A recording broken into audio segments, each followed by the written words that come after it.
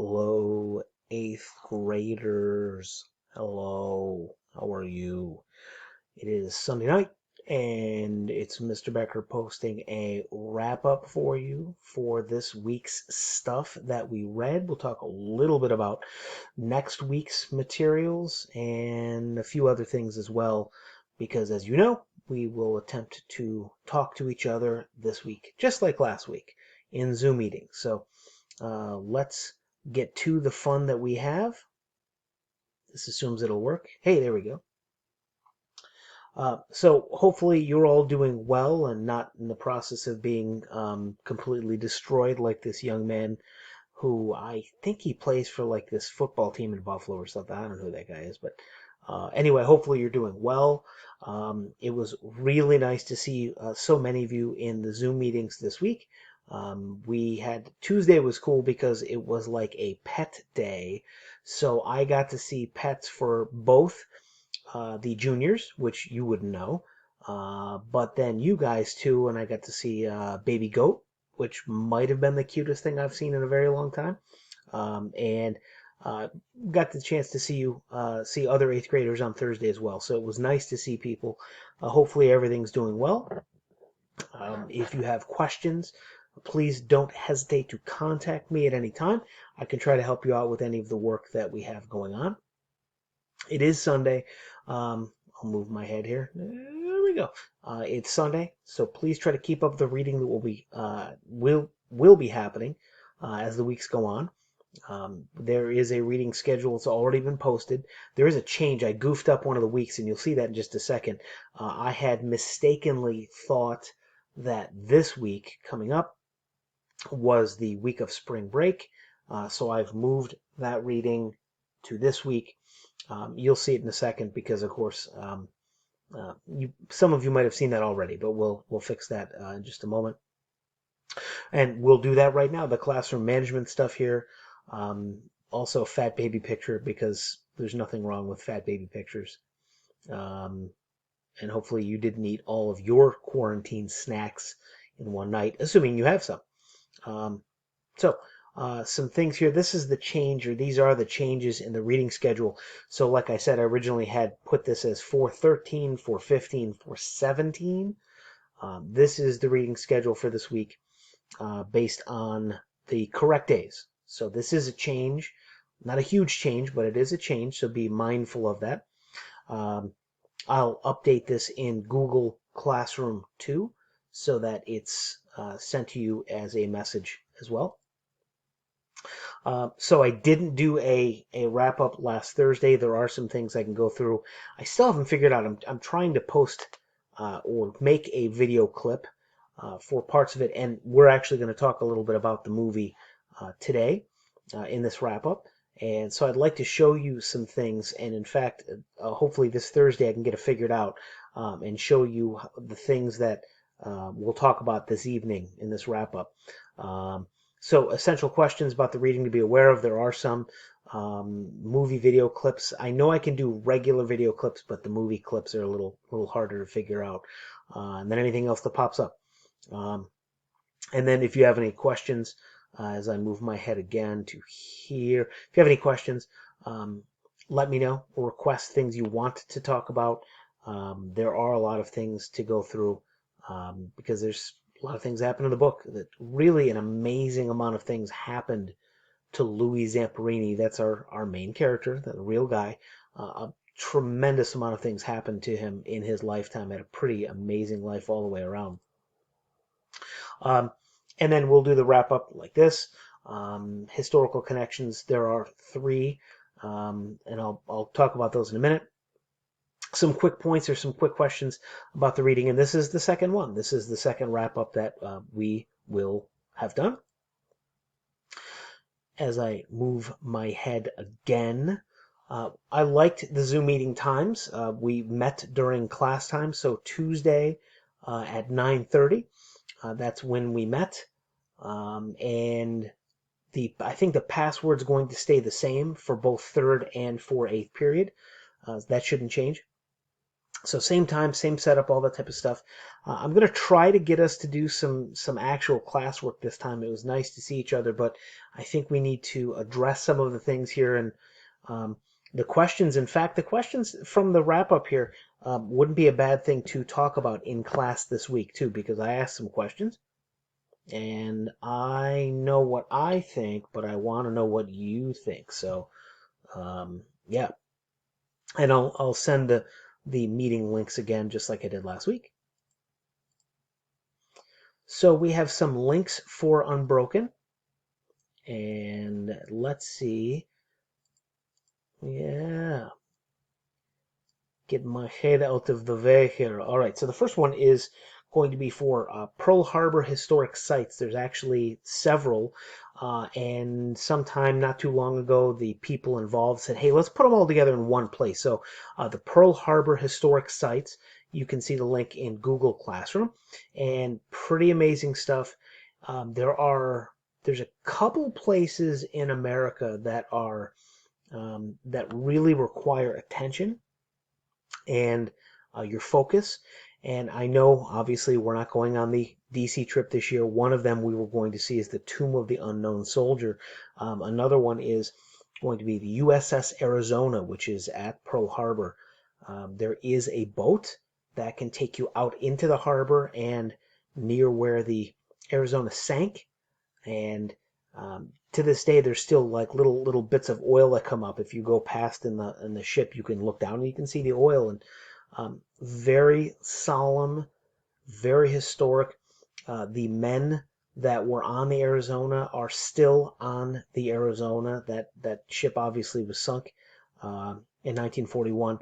But those men, the bodies of those men were not taken off. So it is a burial site and very solemn and very quiet. So there's a lot of good stuff at the Pearl Harbor historic sites.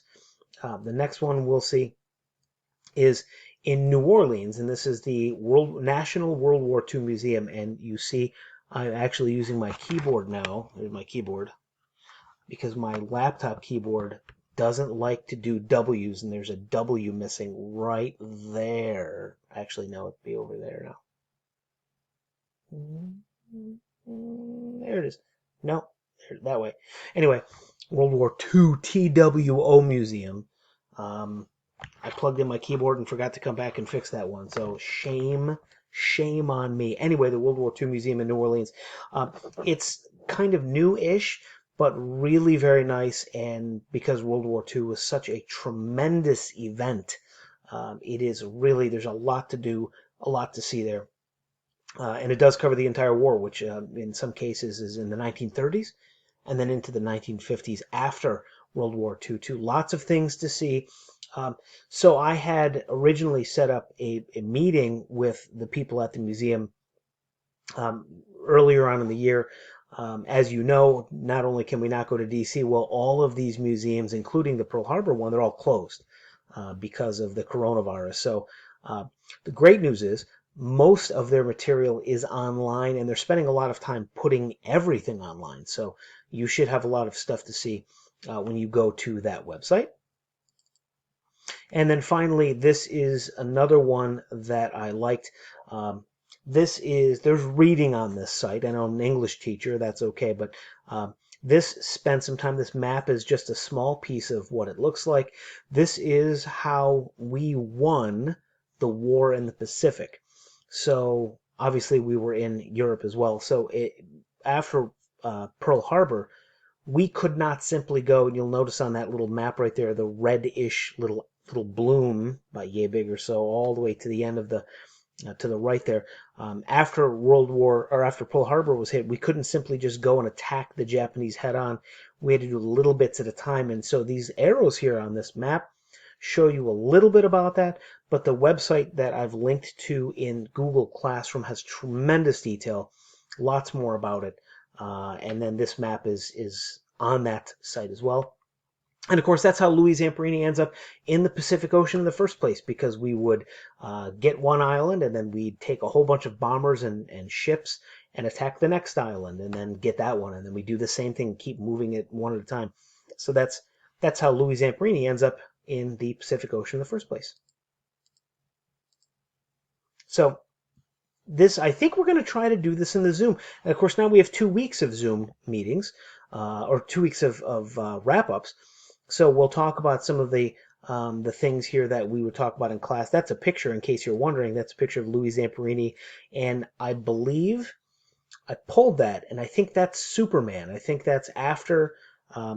It's one of the parts of the reading for this week where the ship is the plane is shot up so many times. When they get down, they're amazed at how many holes it has. They even counted them, and his plane was the most damaged. And these are the sort of holes that they would get. So it's a little hard to see there, but the metal on the side of these planes is incredibly thin, so there's no protection from anything. So when they're attacked by fighter planes with machine guns or by flak, there's a picture in the reading for this week, a picture of a plane, a bomber, a B-24 that was hit by flak, and it's about to spin and crash, and the people on it died. These are the sort of holes that are punched in the side when they're being attacked by flak. Flak is what that stuff is called. And it's tremendous that some of these people, it's amazing they could live through this, and of course that Louis Zamperini hadn't been injured before the plane crash. So there are a few questions I'm going to put here before we end. The first essential question, I'm calling them that. The first one is, why does the author spend so much time explaining what the men fear? I'm talking about Louis Zamperini and the other men. You'll see it, I think it was in chapter 8 and 9. You'll see this in 10 and 11. Why does the author spend so much time explaining what these men are afraid of? There is a reason for it. There is an answer. These aren't just like generic questions for no reason. There are answers, reasons. So first, how old were the men? Most of the men that are going to be fighting in the war were very young. High school, 19, 18. Some kids can graduate at 17 and they'd be fighting. Some really their children would lie about their age on their birth certificate so that they could go and fight faster, sooner, so they'd be younger than 17. Now, Louis and the other men that would have been on his bomber would have been officers, so they would have been a little older. They're still not very old. And then what were they going through? And like you see in chapter 8 and 9, what had they seen? What were they dealing with? Friends, planes, crashing. There's a lot of things that the men had to deal with, and it was very hard for them. Second essential question. First, did you watch the videos about the B-24? The Cowlings Foundation. That's not the essential question. The essential question is, what are the words that the author uses to describe the bomber, the B-24? When you read these words, what is she trying to say about it? The author, that's Laura Hillenbrand. What is she trying to say about it? There are multiple things. There's multiple ways to look at it. As I move on to the next slide, we're still talking about the words the author uses. So there's two literary terms for you to know. I'm confident you've heard of them already.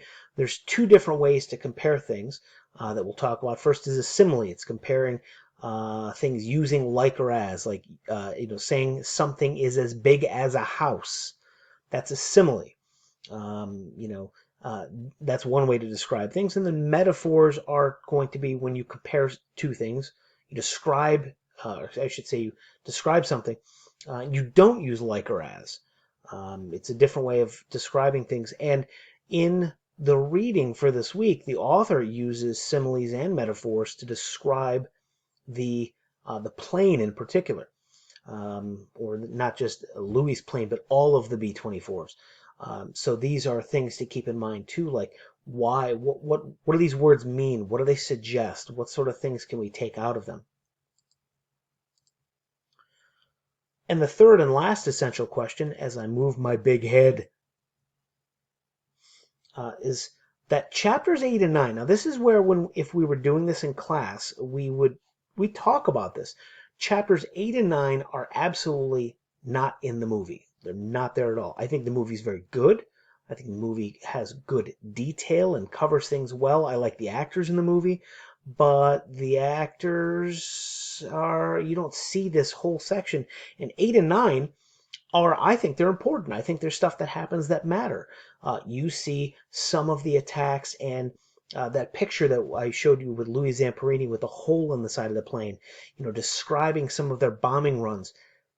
That's pretty much cut from the movie. And then 9 is definitely cut from the movie when their base comes under attack.